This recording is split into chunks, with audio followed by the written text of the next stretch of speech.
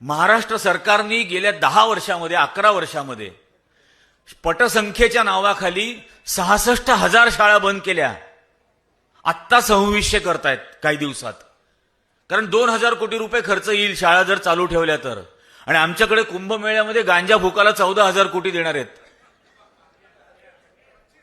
त्या कुंभमेळ्याबद्दल सुद्धा me the वीकमध्ये असताना रिपोर्ट केला होता अकबराच्या 14 फरमानांवरून की अकबराने कुंभमेळा सुरू केला.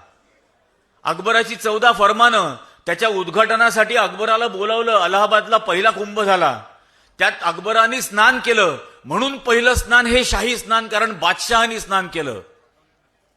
हे येडं आपलं महाराष्ट्राचं.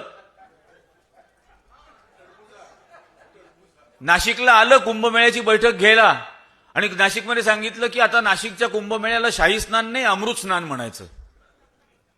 अरे इतिहासाला आयडिओलॉजीनी रिप्लेस नाही करता येत. इतिहास इतिहासच आहे.